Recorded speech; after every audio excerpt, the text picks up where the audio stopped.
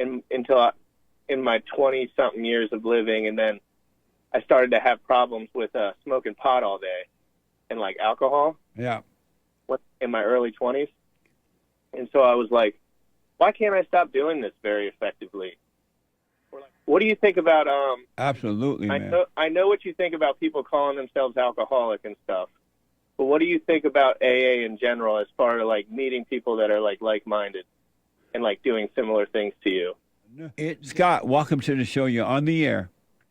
What's up, Jesse? How you doing? All is well, Scott. I wanted to talk about the biblical question. What have you ever and can you ever solve a non-practical problem by thinking about it? Well, I've heard you give examples of a practical problem before, so I'll try to decipher them appropriately. Can you give an example of a non-practical problem? I want to, but I want to hear what everybody's thinking about it first. Yeah. I guess a non-practical problem would be like, how do I make myself happy in the future? Or something like that. Like, that's what the human mind always comes up with for me. Like, how can I set myself up to like feel better in the future? And then that's like never ending. So I would say probably not, because every time I try to do that, I fail, or I kind of overshoot the mark. Like I say, well, I'm 29 years old, so over the last 5 or 6 years, I think I have always said to myself, well, when I was in my early 20s, I was like, well, if I had a girlfriend, I would be happier. And then I solved that problem in my head by having a bunch of girlfriends, and then my life gets miserable.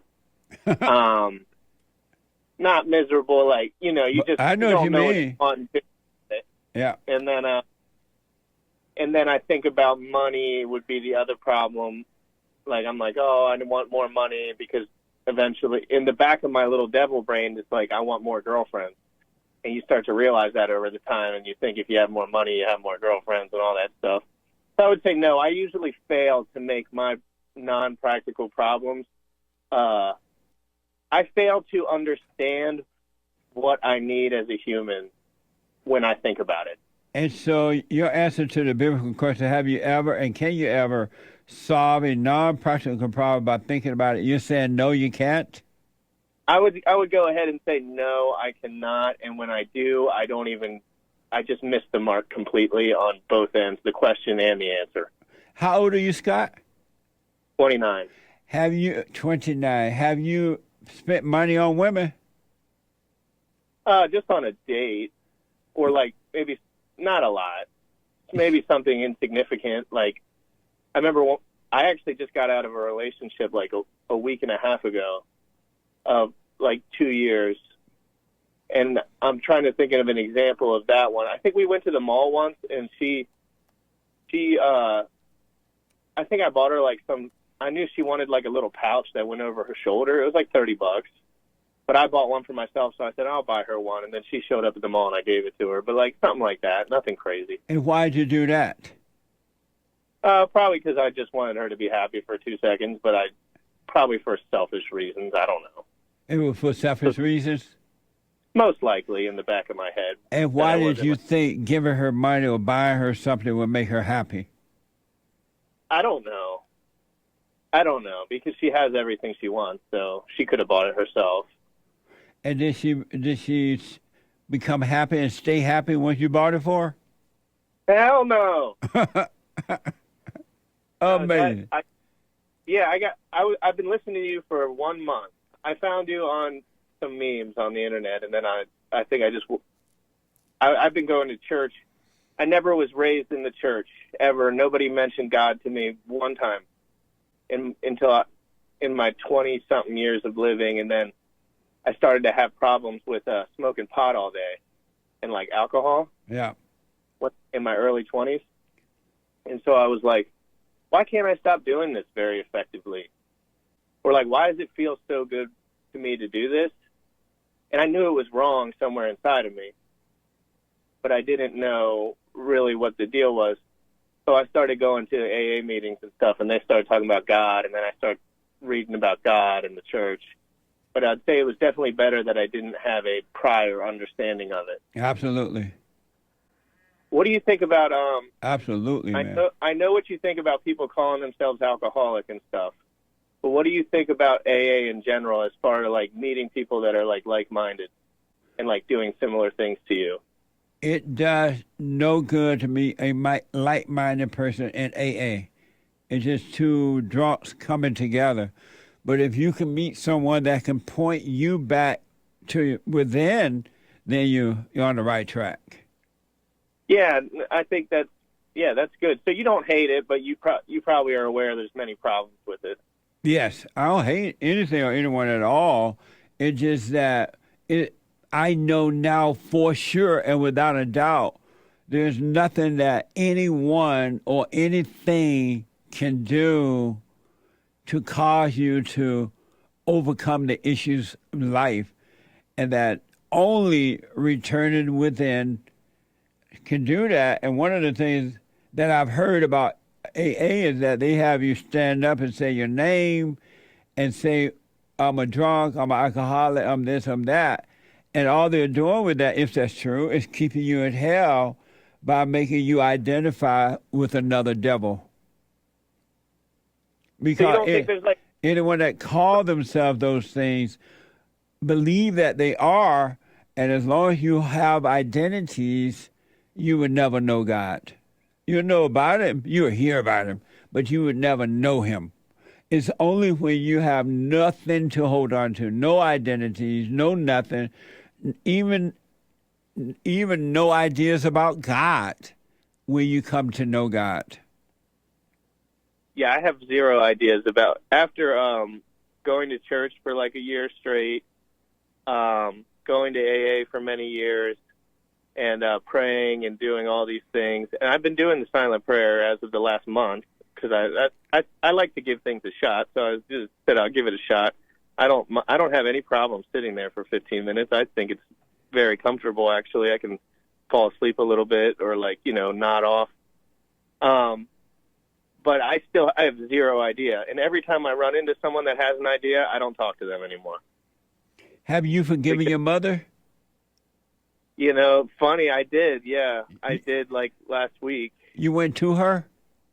Well, she actually invited me out to eat at a diner, and I said, I got to do it now because I thought like it was a good time to do it. And what did you say to her?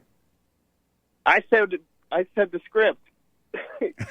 I said, I didn't have any I probably should have thought about it longer because, my parents are still together and they treat each other pretty nicely. And, my dad's the man of the house for the most part. He's not perfect, but he makes the money and he works and he builds stuff around the house.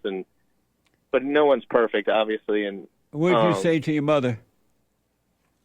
I said that I'm sorry for resenting you. And what did she say? She cried a little bit and she said, I never tried to do anything wrong, but I know that I have. Yeah. Amazing. And did you forgive your father for not protecting you from her?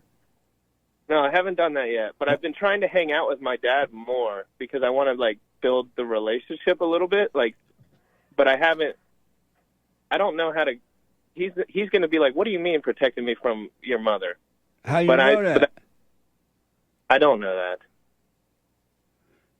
But he's So why did you say it then? Why you have preconceived notions when it hasn't happened yet?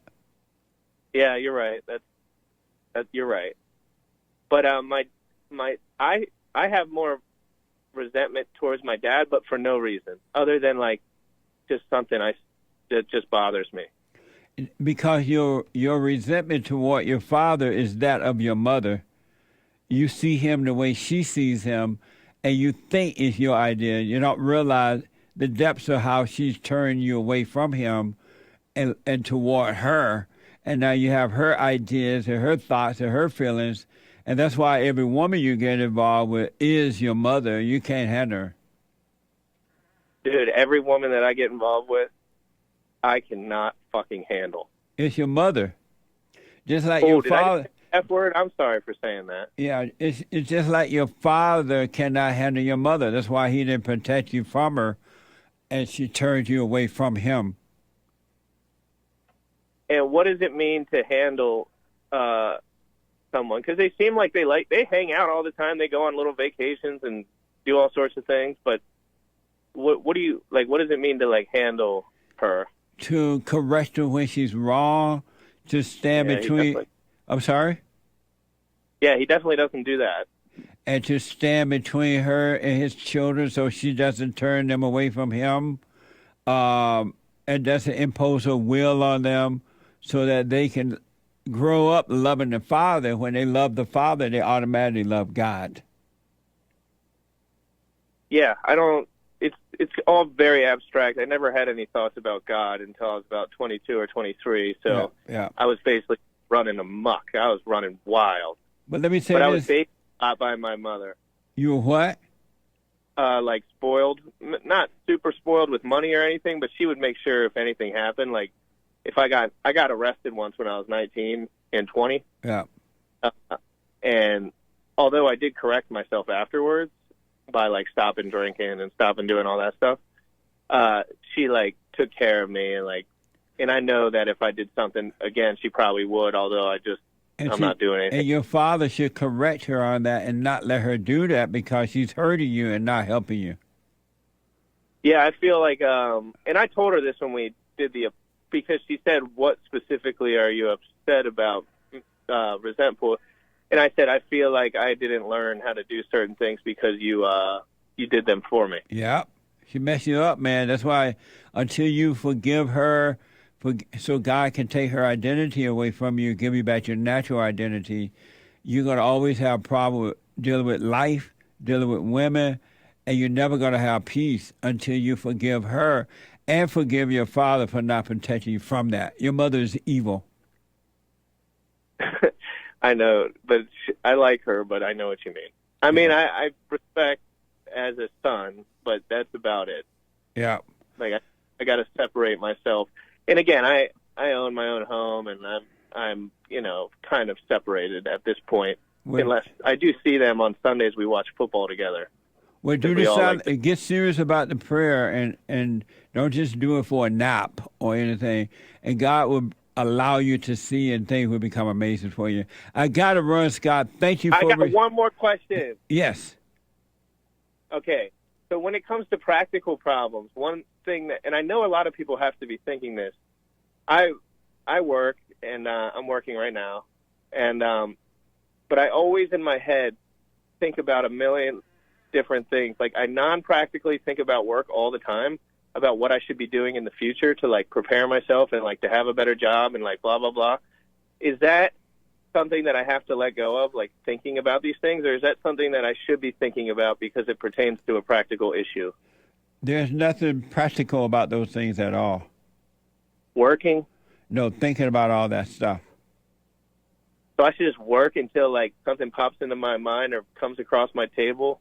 You should do the silent prayer so you can stop thinking. All right, so I'm not going to think about work anymore. I'm just going to do my job. Yeah. And that's, all right. That's a weird answer, but okay. But that's the truth, though. That's the way you were created to be. You were not created to think. Yeah, because the more that I think about my work situation, and I kind of like my work situation, to be honest, the more I go into like a neurotic mess in my head. Yep. So do the silent prayer. I got to run, Scott, but do the silent prayer. All right, Jesse. I appreciate your time. It's been fun watching you over the last month. Right on, buddy. Thank you. Have a good one. You too.